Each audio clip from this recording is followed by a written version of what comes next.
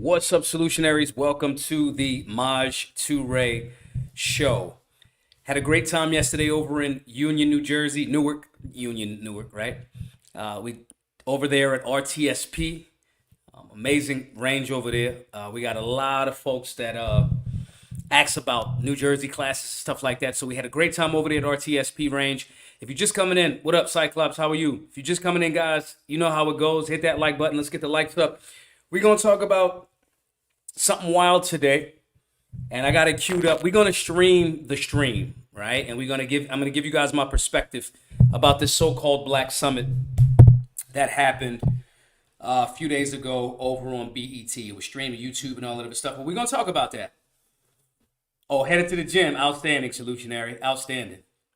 Easy Tactical over there from H-Town. Come in, everybody. Get warm. The water's warm. Water's fine. Warm up. Tell everybody where you're from. Let's smash the like. Let's get the like buttons up. If you're watching this on youtube.com/Maj Toure, make sure you subscribe. If you're watching this on rumble.com/Maj Toure, make sure you subscribe to these channels. Most people that consume the content are not subscribed, and you help us out a whole lot, help boost the show if we get more followers, we get ad opportunities, all that other good stuff. I want to talk this liberty shit all day. That's all I want to do for y'all. I want to do the classes, and I want to talk against the state and negative portions of the state, and that's what I want to do. So thank you all for doing that. Again, we ran through Chicago, Phoenix, St. Louis, Cleveland, Newark, New Jersey. And we're gearing up for Texas and California going into the election next week. And we're hearing a lot of propaganda talking about the election. We're hearing a lot of that shit. We're hearing a lot of it. And I ran across this so-called black, so-called men's, and so-called summit on B.E.T. a few days ago. And it was wild. So today we're going to scroll through it a bit. We're going to stream. I'm going to give y'all my perspective. I'm going to stop. I'm going to pause. I'm going to, all that other good stuff. And I want you guys to tell me what you think, because I want diverse opinions. Some of y'all might agree with me. Some of y'all might disagree with me and my take. But if this is supposed to be a summit, you guys are supposed to present your ideas. And those ideas should be different. As much as we say we want diversity, we want this, the area that we seem to not want no diversity in is the area of diversity of thought. And this particular summit was hosted by D.L. Hughley, who's already like super like soft, right? I just can't believe that these are usually gentlemen that came from something difficult.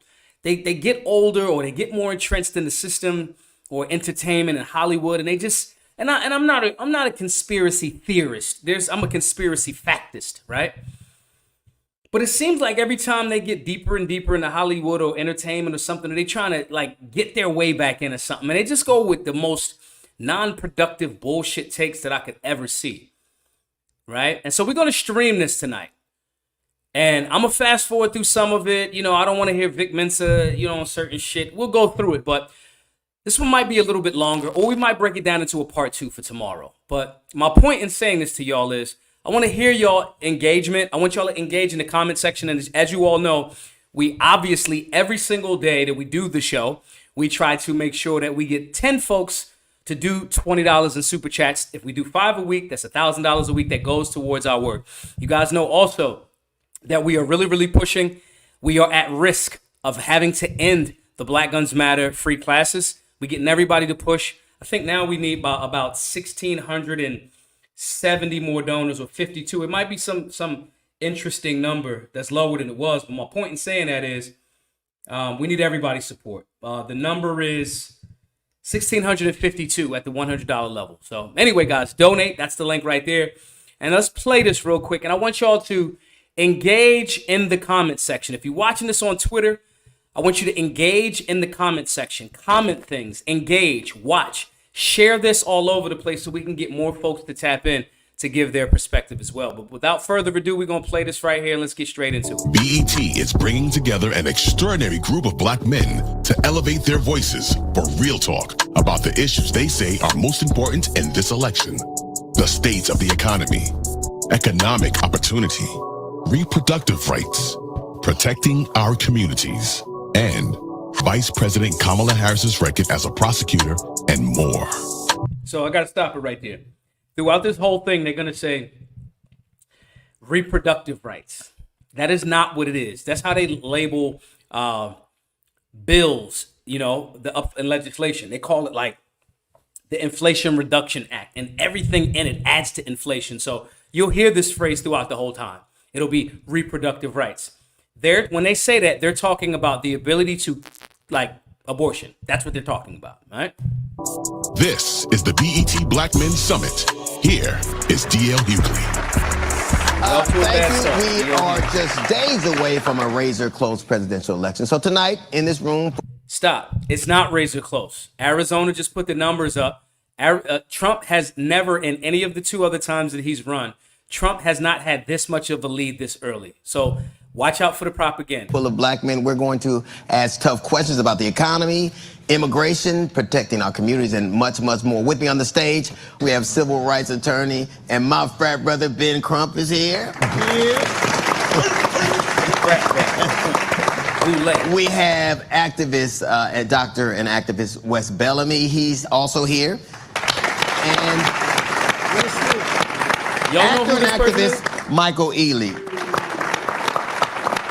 Michael Ealy's an activist? Now, of course, there's been a lot of talk about VP Harris's record when she was a prosecutor in California. Specifically, people who said she locked up thousands of black men. And to tell you the truth and full disclosure, I fell for that one. And I had a meeting with the vice president. She asked me to do something simple, which is to actually look at her record. And I looked. Pause. D.L. Hughley said a few weeks ago that he was on a radio show that he never was paid to do any of these perspectives that he has on Kamala Harris. So sometimes it's not about being paid, okay? Sometimes it's about wanting to be in the in crowd, wanting to be in the big house. And she was, in fact, not what I imagined or professed. And I think that I felt like a lot of young black men felt. And you see these systems and these agencies just running roughshod over black men. And you can't believe that anybody who represented that agency would be any different. That's not to make an excuse.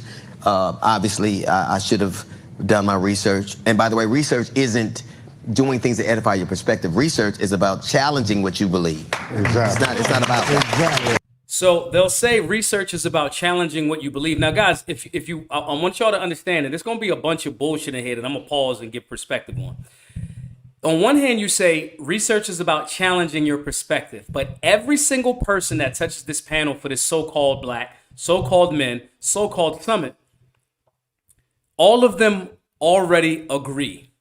All of them agree with Kamala Harris as the person, so forth and so on. So even in their own explanation of what research and objective thought and things like that are, they're doing the exact opposite. They 180ers. Exactly. So we're gonna check out that perception in a minute, whether it's still out there. And we sent, of course, Vic Mensa to North Carolina to find out just that. Let's roll the tape. Peace, y'all. This is Vic Mensa. You know me from Chicago, but I'm here in Charlotte, in the swing state of North Carolina, to speak to black men about the issues that are important to us in this election. Let's go.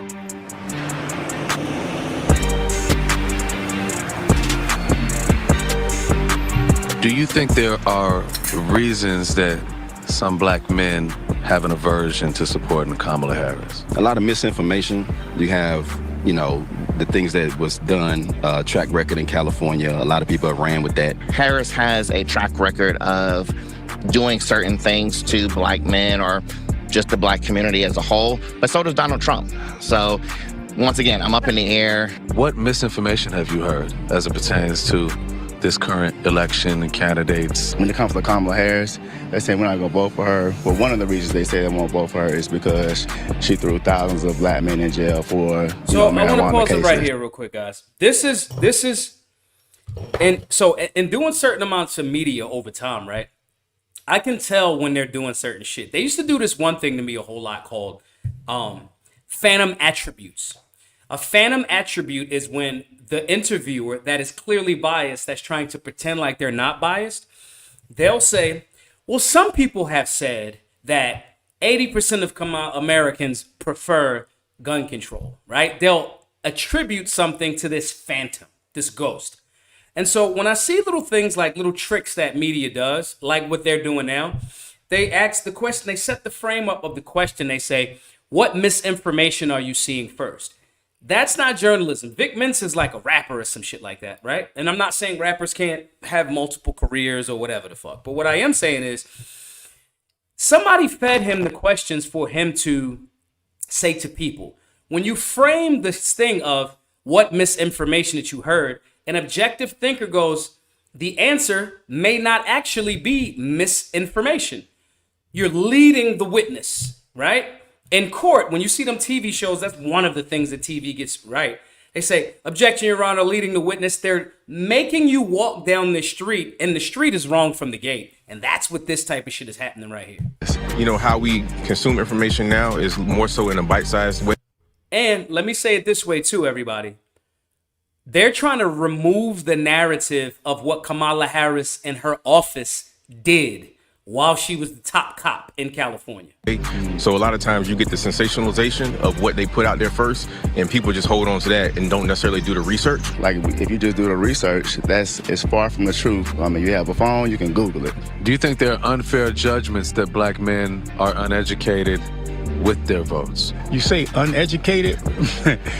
You got two earrings. I'll say to a degree, yeah, man, to a degree. But I would say uninterested it would even be better, though. I appreciate you, bro. All right, Vic, thank you for that. And you went to the streets, Vic. You spoke to a lot of brothers. Vic. I'm sure even some of them didn't even make the tape. But that is a pervasive mentality out there. Or is it? Let me ask you, what did you see? Is it that pervasive? Do a lot of people think that? Speaking to black men on the street in North Carolina, many brothers had concerns about Kamala Harris's history as a prosecutor, as did I, being victims of the prison industrial complex. I'm a legal cannabis entrepreneur myself, so when I first heard the figures that she incarcerated thousands of black men for marijuana, I was very skeptical. Now, when you look into the actual numbers, it was 45 men in total that were sentenced for marijuana charges. And that's real quick for everybody. What they're trying to do here is they're trying to separate the ones that, when you're the AG, you tell your team, you have, so let's say the district attorney's office. You have the DA and you have ADAs, assistant district attorneys. You make the call on, hey, this is what we're going after. This is what we're going after. If you individually, because you're the top cop, you might not prosecute them individually yourself, okay? You might not do it. But your office that you're in control of 1000% does it. And if you don't want certain charges to happen, they do not happen. So what they're trying to do is create the distinction between, oh, she only locked up 45 men for nonviolent cannabis positions, right? That's the cap. That's the cap. First of all, locking one person up for nonviolent charges when it's legal in your state, right, is wrong. So saying, well, she only did 45. They're trying to, there's a great book. I think I might have it over here. It's called How to Lie with Data and Statistics. Everybody should check that book out. So they'll try to reframe the numbers, especially a week before the election, to make it appear as if, oh, it wasn't that bad. That was misinformation. So on one hand, they say, when Trump says fake news, he's lying, right? Then when they say, oh, that was just a narrative. So they're saying, oh, it's fake news. But the problem is they run into play the same way that they run the anti-gun conversation. They say there's 30,000 deaths annually associated with firearms. They don't tell you that 60% of them are suicides. They don't tell you that if you shoot somebody in defense of life and that person happens to die, they count that with the 30,000. So the good guys using the firearm as a DGU, right? Even though that person may not even get charged because it's clearly the bad guy who's doing bad stuff, they count that a part of the remaining little under 15,000 with over 300 million, firearms in the country. So they play in this game the same way. So they could say she only prosecuted 45 to make 45 as a number look lower than the over 1,500 prosecutions during her time in tenure. But if you're in charge, you're responsible. Okay? So I want to be very clear on that. It's not specified by race. Mm-hmm. On the other hand, a main point of conversation is Donald Trump's storied history of racism. And the reality... Stop. Guys, I'm sorry, y'all. It's so much bullshit tonight. It's going to be so much bullshit. We might break this down into tonight, today, and tomorrow. But they will not be able to get through one talking point succinctly without bringing up Donald Trump. And it's like low-key disrespect. Like, it's like annoying as fuck. Y'all on that man nuts more than his wife. The reality is that you have a candidate here who is supporting ideas of blanket immunity for police. These are the police that are the modern day manifestation of slave catchers and overseers. And that blanket immunity is to give them freedom to kill us with freedom from prosecution. So, all right, so I got to stop right there, guys. They're talking about, and Trump, when he said it, it's a stupid idea to say. Look at the smirk on this motherfucker face. It was a stupid statement to make. We need to give police immunity to do their job. First of all, police officers have always had what's called, not always, but for the vast majority of since they existed, had this thing called qualified immunity. Qualified immunity does not stop somebody from being prosecuted criminally. If a police officer shoots and kills someone, and it's proven in a court of law that he or she did it wrongly, they go to jail. So what Vic is talking about here is fucking wrong. He does not know what he's talking about. Qualified immunity means I can't be sued and my personal money or my personal pension civilly is not responsible for it if the person sues me criminally. It comes out of the taxpayer dollars, okay? Qualified immunity means you qualify to be immune from civil prosecution if you do something on the job. Trump saying it criminally, which he was not. He was talking about civil, but it doesn't matter. It doesn't matter. It was stupid.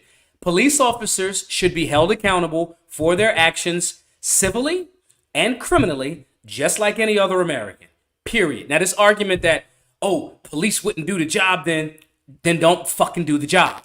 Don't do the job. There are some police officers that will go, I'm chasing actual bad guys, and when bad guys are caught doing bad fucking things, robbery, rape, homicide, stuff like that, we're gonna fucking get them.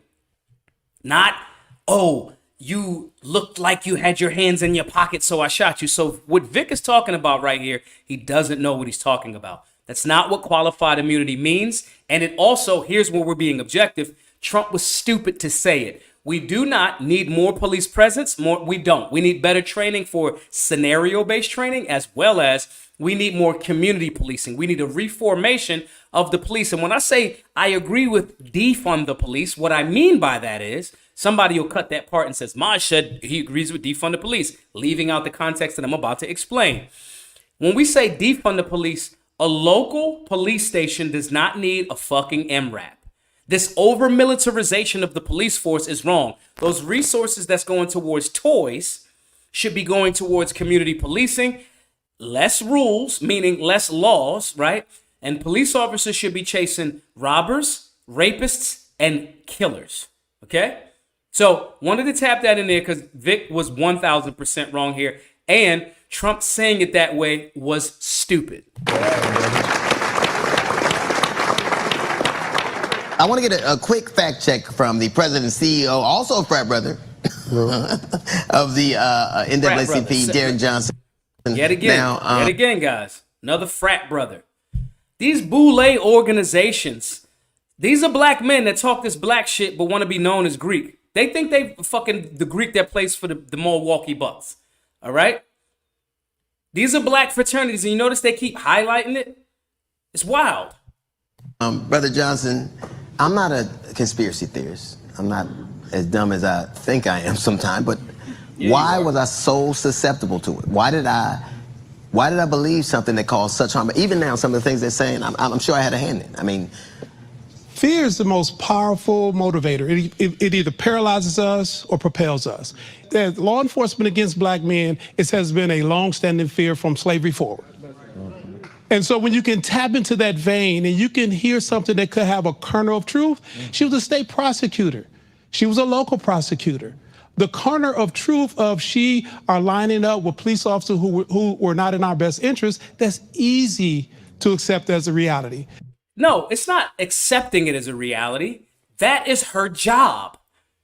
He just said, I want y'all to understand, these are the same people that say the system is corrupt and racist. On every level, local, state, and federal, she has been the top cop. It's not, it's acceptable to believe, or, oh, it sounds like that might be what it is. That's what it is. She was in league with law enforcement officers, cops, to prosecute people for, by and large, nonviolent so-called crimes. That's what the job is and was. I want to be very clear about that. The concept of progressive prosecutors really came into being around 2015. And when more progressive prosecutors... I'm sorry, y'all. I'm sorry that I keep pausing it like this. But listen, and I'm going to try to let it roll for a little bit longer on the next go around. But guys, now we're talking about, listen to the phrase that he just said. Progressive prosecutor. What the fuck? A progressive prosecutor. We're choking you to death, but we're with you. What the fuck? Oh, that's beating the shit out you for and violating your constitutional rights, your Second Amendment, but it's with an LGBTQ plus rainbow on the boot. You understand? Let me run it back. Somebody said, I've got Mike Trenton said, well, I ain't even hear that. Listen to this. Let me fast forward it. Let me fast forward this. Of truth of she are lining up with police officers who were not in our best interest, that's easy to accept as a reality.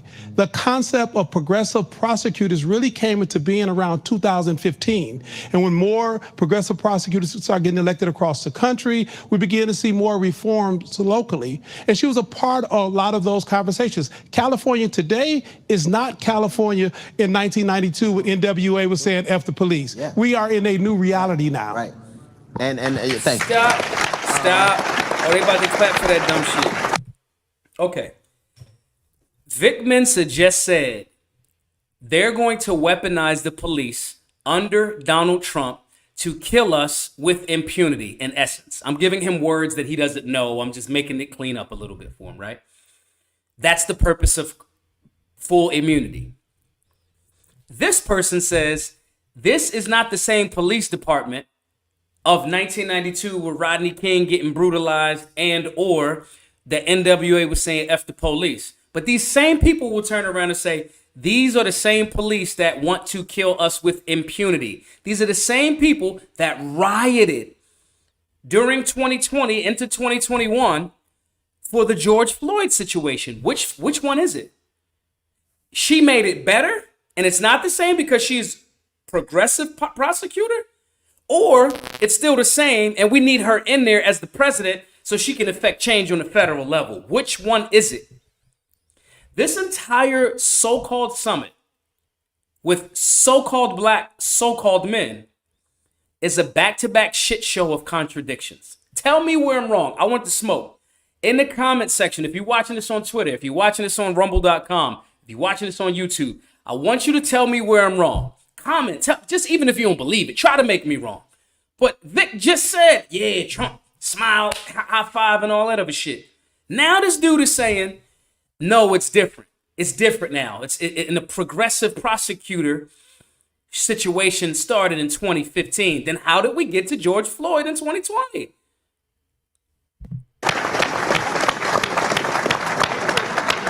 Now, being Crump, what is your view of VP Harris and a record when it comes to criminal justice?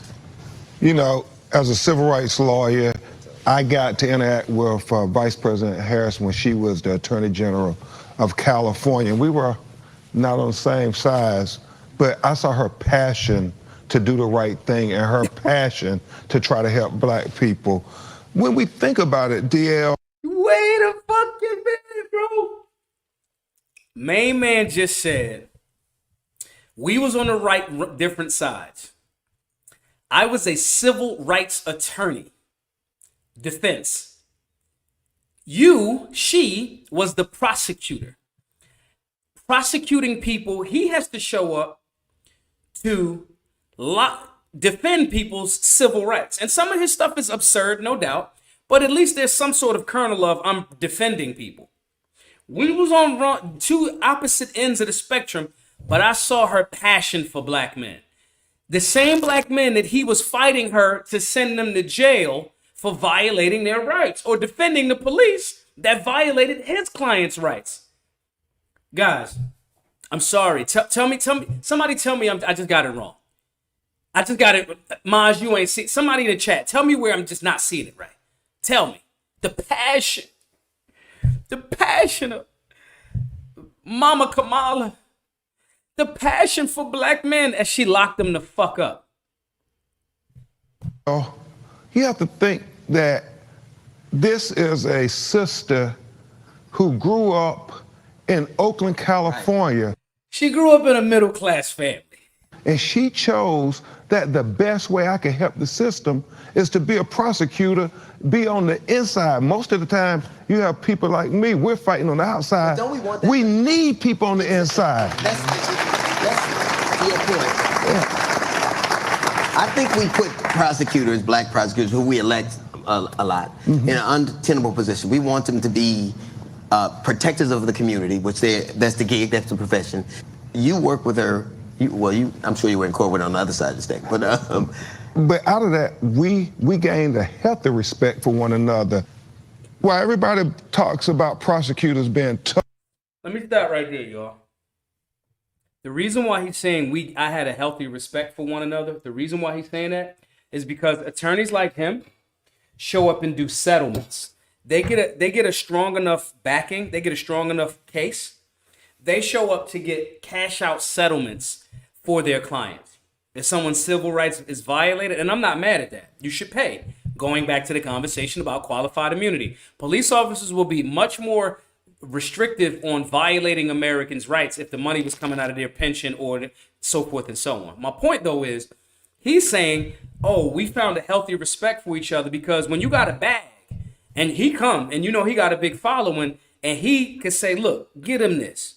As a settlement, of course there's going to be a healthy respect because he's not a person that's a dog fighting for the people. He's an ambulance chaser. Make sense?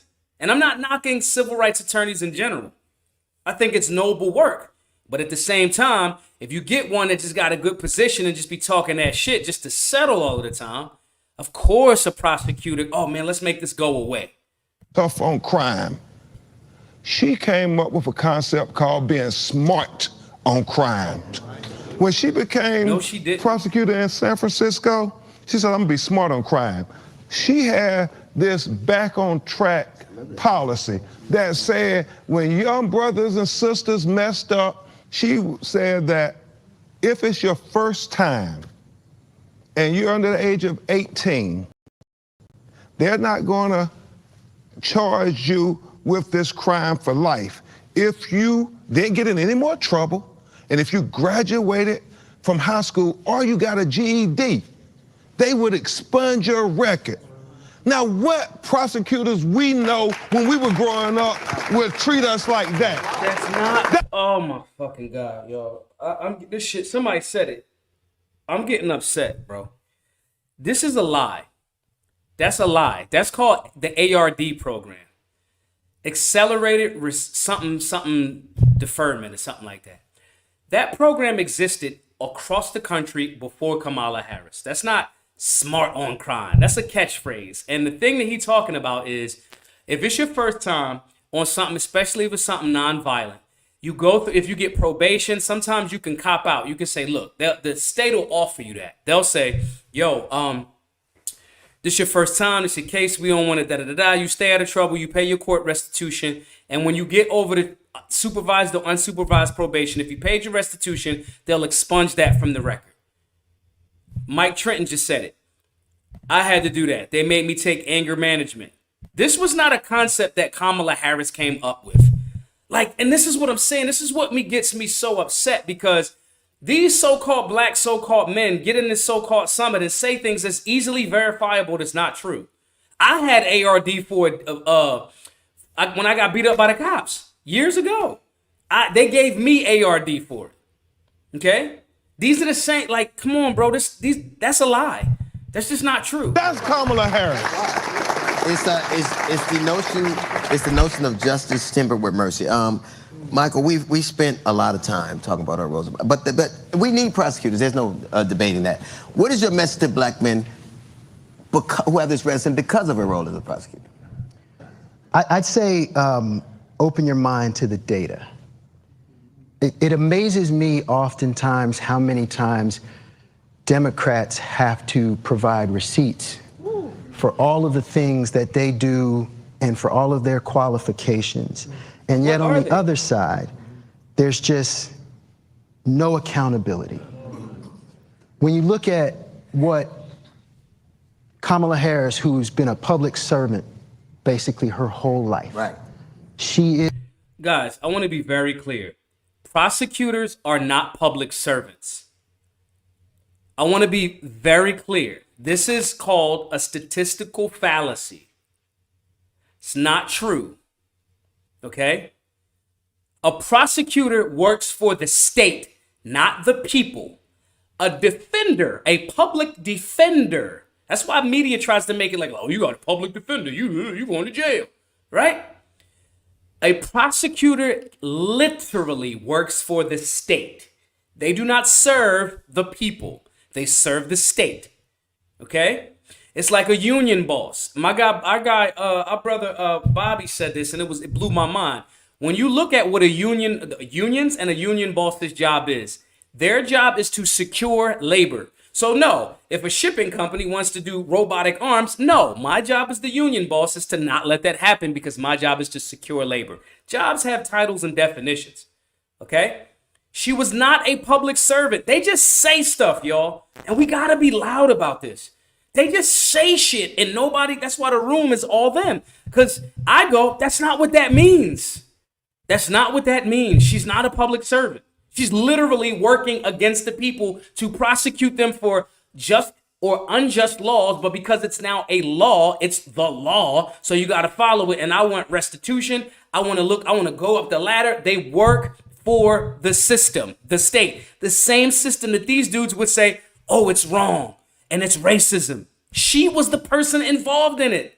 Is the most qualified candidate to run for president right now. There's no debating that. So there is debate. We can sit here and debate on, what her record was as a prosecutor. But like you were saying earlier, let's talk about Trump's record.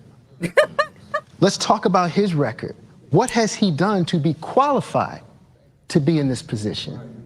He got some dope tennis shoes. You seen him, man? Come on now. That's the thing that we never seem to hold him and his administration, who has more felonies and indictments than any other administration in the history of politics. And yet we worried about her being a prosecutor. He'll sit and go, I'm gonna be tough on crime. I'm like, don't. Listen, guys.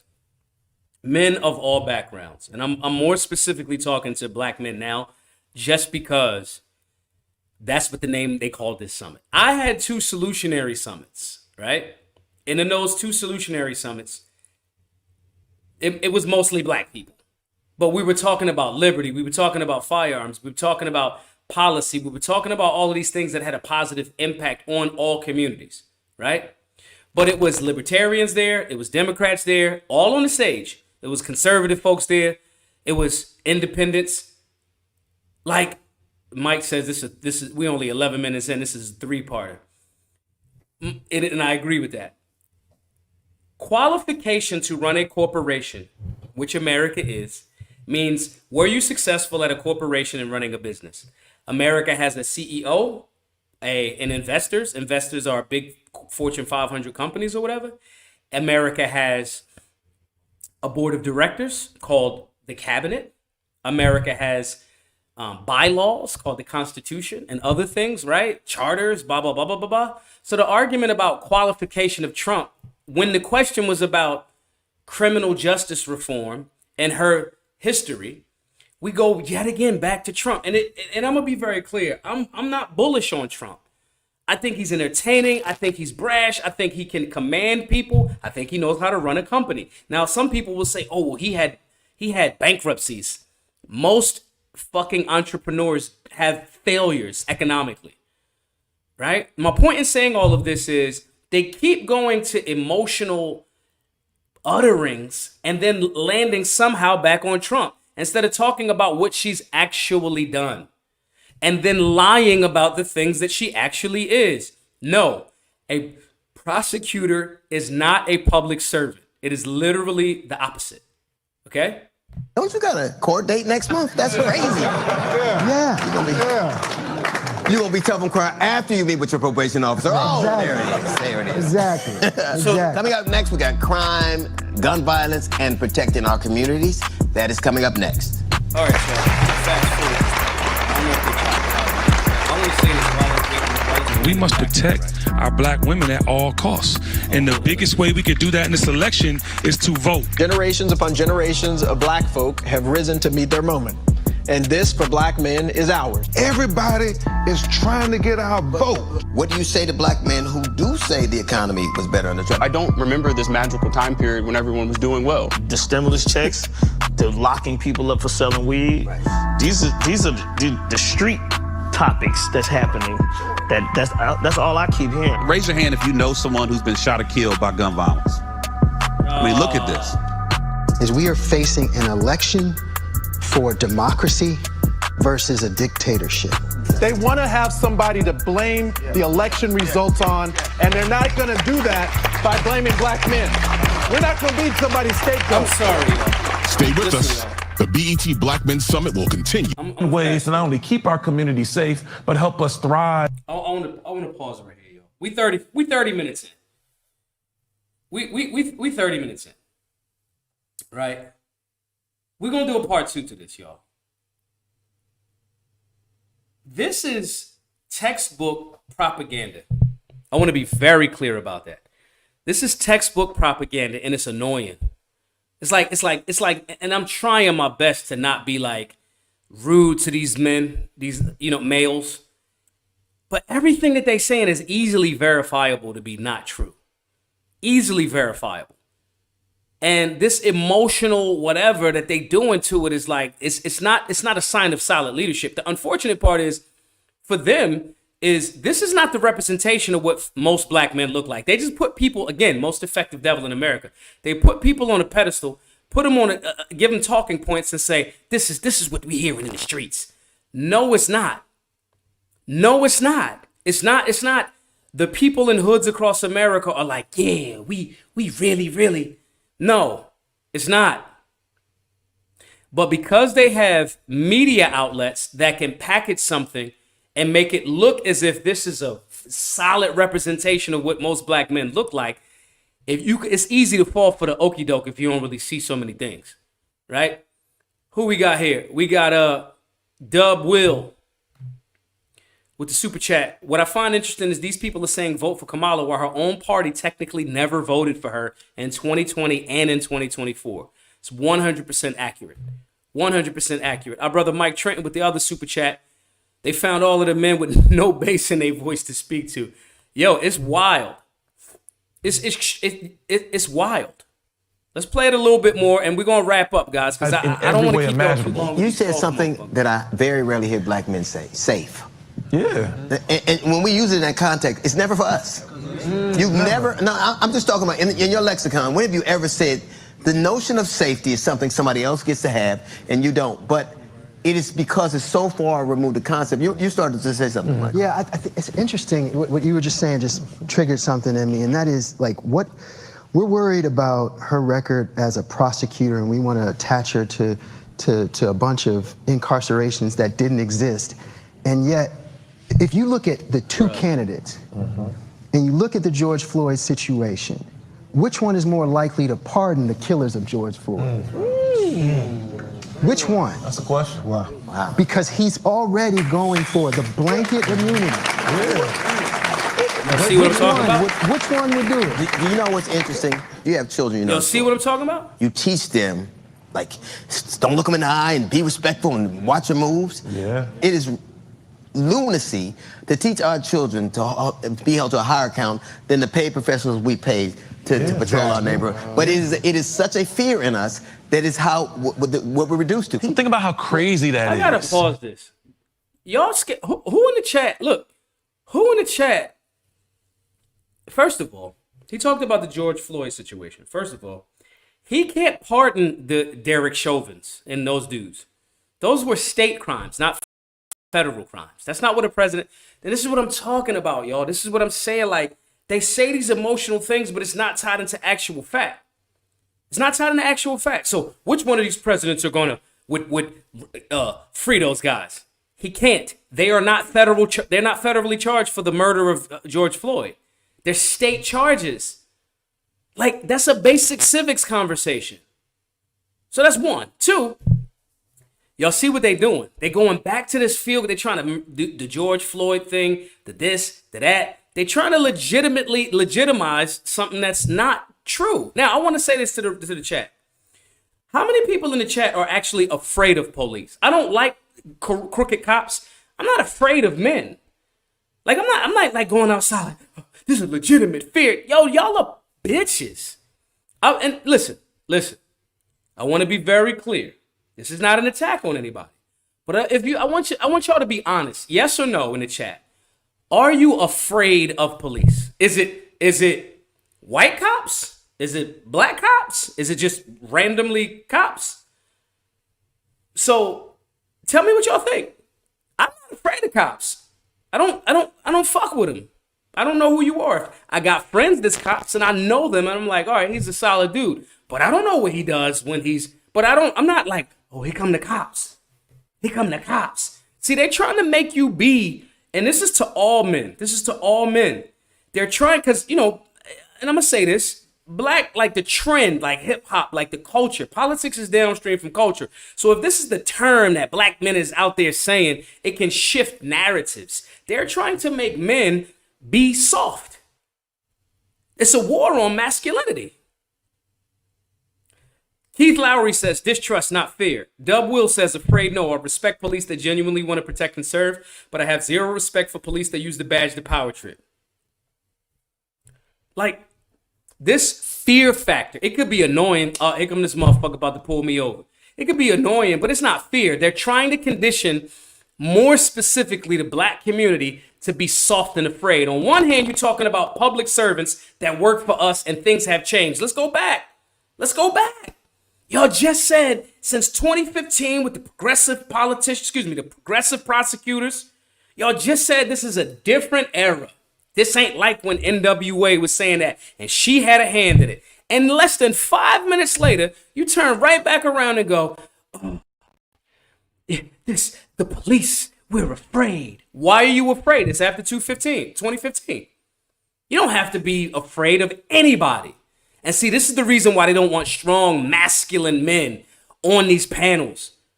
Because now the culture becomes, you a public servant. Now we politically and civically engaged. There should be changes. We're not saying defund, but we need to reallocate some of those funds. And what's the training situation like?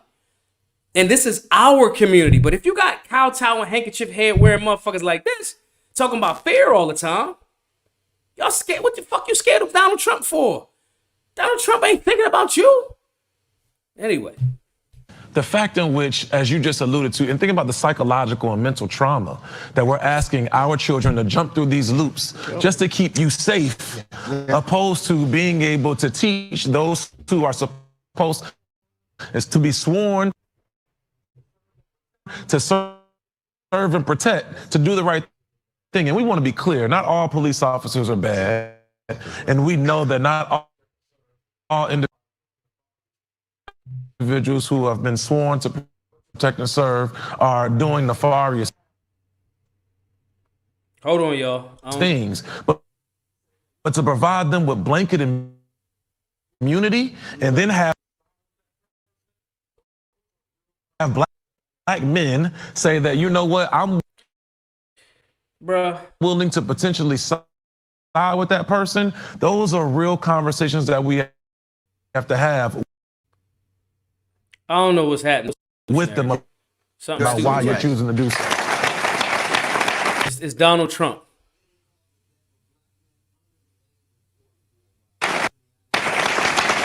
Now, and under the age of 44. Wow, with us in the audience, Greg, I know it's very here we go. We're going to end on this one, y'all.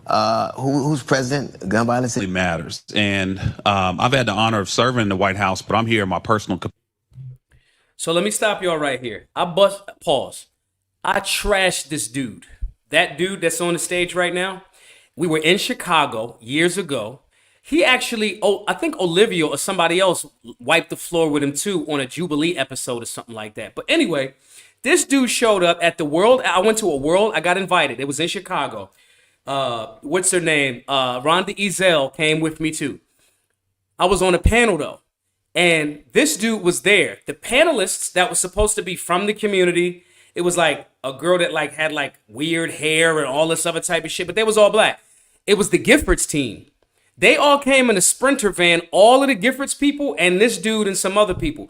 He's now on a board with the White House too. This guy right here. He's a dude that gun violence prevention organization that I've been telling y'all since 2023 of the summer, that the Biden administration earmarked $13 billion to prevent gun violence, when in reality, they're going to try to use it to get anti-gun politicians in different localities around the country, right? He's on the board for that $13 billion. I wiped the floor with that dude at that location. It was in Chicago. I forget the name of it, but he's about to say some anti-gun rhetoric. So now you got, we afraid of the police, but not really, because it's changed since Kamala's been in there and progressive prosecutors, but still be afraid of the police. Now they about to get up here and say some shit like, oh, guns are bad for you. Black men just shouldn't have guns. I bet you dollars to donuts that's what this goofball about to say. But I could be wrong. So let's play it out. I was shot after a club let out, and the bullet that hit me hit 2 arteries.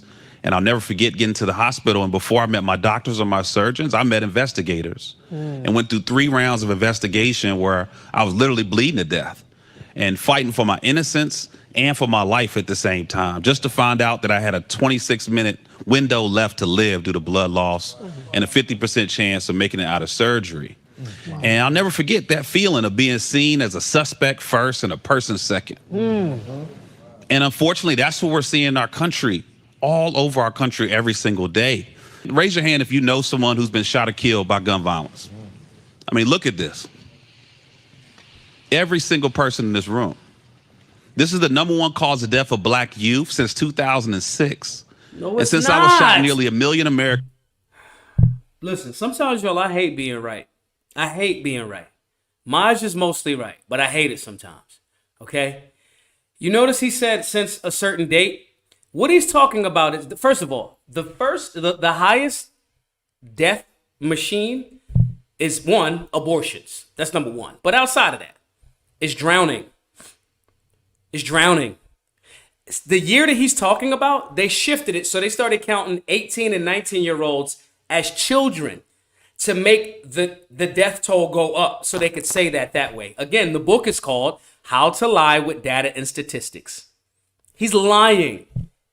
The #1 killer. First of all, the #1 killer of Americans is fucking heart disease. But we're not having no vigils for eating healthy for some reason, right? But he's lying. Let's play some more.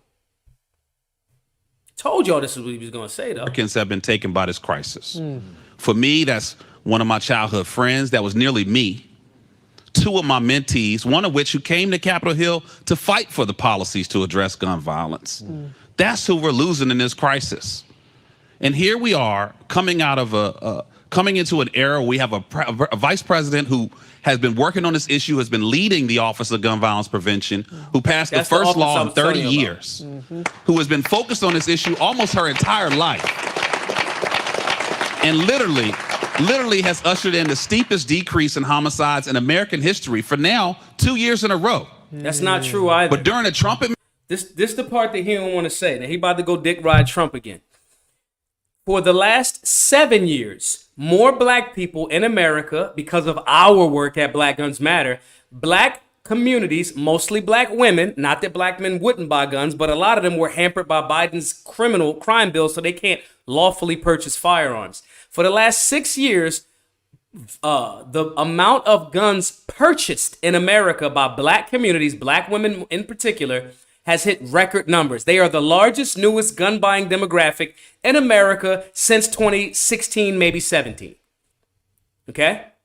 So he's now going to try to take the credit for that, not the 40 years of work that More Guns, Less Crime has done with Dr. John Lott, not the work of more safe and responsible gun owners in America, not that violent crime has been on a steady decline in America for 30 years. Not that. It's, because her, in the last 2 years, she somehow created the Office of Gun Violence Prevention. And I told y'all in 2023 in the summer, I told y'all that's what they was going to do. And this is what directly what he going to. Let's see how we dick rides Trump right here. Administration, we saw the steepest spike in murders in American history. And that's not numbers. Those are our friends. Those are our... They are numbers. And he's wrong. He's also talking about during a time when the fucking pandemic was up and all of the money was done. When all of the jobs started leaving. There was a spike in all crime during that time because people didn't have jobs. Guys, if you happen to be black, and I'm not saying this to the exclusion of folks, I'm just saying they are specifically targeting black men right now with massive levels of misinformation and calling what you know is misinformation. They leave out certain things.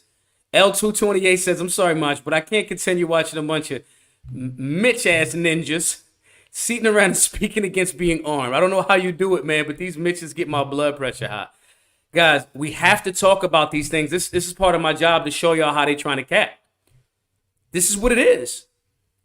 I think this is, I'm gonna let this dude talk and then we'll finish this segment out. I think we should do a part 2 and maybe a part 3 on this because I want y'all to all have talking points to counter these things. Y'all need to know what's in my head based on me for the last however many years doing this work, speaking to preeminent like people that are like, here's the information, here's the data, here's this, that, and the third. I see what they do. Y'all need to make sure that this is the reason why we tap into the Maj 2 ratio. To make sure we're going, all right, this part, this part, this part. I know that dude. I wiped the floor with him. His locks was a lot shorter. He had an afro, right? Never got invited back. Of course not, right? My point in saying that is now he has a job with the Office of Gun Violence Prevention, and in 2023, they earmarked $13 billion. They were prepping for the 2024 election. If we get back in there, now we got $13 billion to go after and support anti-gun candidates and get them elected in the name of gun violence prevention. These are the same people doing it. So now they're talking about, the police aren't that bad, but they are that bad. Now they're saying, you should be unarmed. She's been behind the unarming of Americans. She's been behind doing this work. That's not about saving life. They ignore the data that where there's more safe and responsible gun owners, there's less violent crime. As the violent crime has decreased with the spike during COVID, as the violent crime has decreased over the last 30 years, licenses to carry have increased for the last 30 years. Super spikes since 2016 when we started going to all of these different cities informing the people. Guys, let's let them run it out. Family members, those are our cousins, our nephews. And guess what he does? Brags about doing nothing. He says, well, we got to get over it. Get over it? I'm not getting over my mentee in a casket. That's not what he said. Watching his mother cry. Watching his football coach wonder what he going to do. Watching his teacher say, man, he was so full of promise. 13 years old. I'm not getting over that. We can't get over that. Thank you, man. When we come back, former President Obama called black men out, saying that many of us are sexist if we do not vote for VP Harris. We're going to dig into that, so you just stay with us. All right, solutionaries, listen. I want to be very clear, solutionaries. We're going to pause it there. I'm going to keep it there. We're going to come back to this at some other point. I'll maybe chop some content so y'all don't have to sit through. Y'all can sift through it and it won't have to be live. Y'all can watch it at your own leisure, right? Maybe I'll do a part 2 and a part 3 on this. But let me start by saying this does not mean that because we are pro Second Amendment and pro safe and responsible gun ownership, that somehow we're like, yes, the death is okay. That's how they're trying to make that be the space. Yo, Talise just said this, and it's the biggest contradiction in the world. A black man summon on a white man's network. And they got the white man, listen to me, you hear me? And I ain't want to go there, but I'm glad you went there. Okay? This does not justify the death that happens in communities. But when we talk about looking at the data, they're not going to talk about 60% of those things being suicides. 60% of those deaths being suicides. They're not going to talk about that. They're going to ignore all of the other stuff while they say research means looking for something that is the antithesis of your view. Guys, gun owners, leaders of your household, leaders of your family, solutionaries, black, more specific to this conversation, but not limited to. Okay? They're trying to galvanize you to be unarmed, unhealthy, weak as fuck, and not be able to ascertain what your supposedly constitutionally protected human rights are. That's what this is. I don't want any one of you, when you go to that elections booth, I don't want you to go there and like, oh, I gotta, because the rapper, the actor, and the comedian all got together with the civil rights attorney that is giving up ambulance chaser energy and vibes. I do not want you to stop for 1 second. If you're a solid man, you better not let this influence your decision. I watched this whole thing and I watched them talk about the economy wasn't really better in 2016 through 2020. Huh? And I have my serious critiques of Trump. I'm a libertarian. I'm not a Republican. But this is a clear attempt to emasculate and use your own folks, your own community to emasculate. And then what happens if the black men buy into this fake ass facade of a culture that these men are trying to portray right here, then we set the trend. It's hip hop culture. The trend is weak. The trend is beta. No, not on your watch. If you're a solutionary, I'm a solutionary. I don't know what the fuck all of these dudes is, but I know if you're watching the Maj Toure show, you in alignment with this thought process. And I'm giving you guys support in the concept of stand on your motherfucking two. Stand on your agency. Don't let these goofballs in suits, legs all crossed, ready to go to brunch right after this, bitch ass motherfuckers. Do not let that be a thing for you. They are not our leaders. They are entertainers. And we all know entertainers are not leaders. I think that's the cool place to wrap up, guys. Listen, we still got let me look at the number. We got 1,652 more donors at the $100 level that we need to support the work. So this is what I want everybody to do. I want everybody, obviously, when this is saved to the YouTube channel, I want you to share it all over the place. Tag me in it. Take clips out that speak to you, the value. Do that. Obviously, we want you all to subscribe to all of the channels. YouTube.com/Maj Toure, Rumble.com/Maj Toure, X.com @Maj Toure 999. I want you all to do that. I want you to share this, repost it all over the place. But we need to push back against this narrative. We are trying to buy the Solutionary Center, where we do actual classes on civics, stop the bleed, firearm safety, conflict resolution, de-escalation, all of the things that these people pretend like they want to happen in the community. We doing it, but we only do that with your support. So we need 1,652 more donors at the $100 level. This is what I'm going to ask everybody to do. You might not want to donate. If you donate, you pay it for 2 other students to take 2 in-person classes at the $100 level. You get access to 3 online classes: civics, firearms basics, and understanding imminent threat. You get a curriculum for civics, firearms basics, and understanding imminent threat right to your email. You get access to your own link to sell the BGM merch and get a 15 to 20% commission on every sale. You get that. So if you donate $100, you can sell some stuff, get the $100 back. Outside of that, you get access to the Solutionary 9 group, health and fitness workout routines, dry fire drills, accountability coaching, thousands of solutionaries around the country in a group that you can communicate with, network with, and lean on. Okay? All of this for you paying it forward at the $100 level, right? So you're getting 3 classes, and you're paying for 2 other people to take classes. That's 5 classes.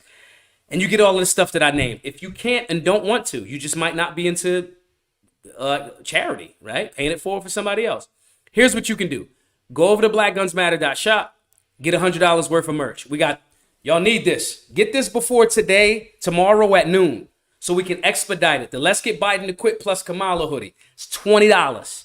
Get 5 of them, whatever. Get them. If you know a whole bunch of conservative people, get their sizes, buy them off the site.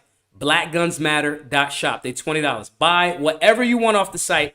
Everything over $100 is A, free shipping, B, adds to taking away from the 1,652 more $100 transactions that we need. We need everybody's support in this fight. and we want to get that Solutionary Center. We got until November the 5th. We spoke to the owner of the building. He's given us some time. November the 5th. I said, yo, can you give us until the election night, midnight? So I need everybody, that link under me, givesendgo.com/solutionary. Donate there at the $100 level. Get all of the stuff that I named, or blackgunsmatter.shop. I thank you all for tapping in. Make sure you're sharing this all over the place. Subscribe to all of the channels. Subscribe to the X page. And I want to thank you all for being solutionary. I will see you all tomorrow at 6 p.m. Eastern. Remember, we're going to talk about sports, politics, culture, even the bread and circuses, but we're going to turn it all into solutions because we are solutionaries. I'll see y'all tomorrow. Be safe. Be solutionary.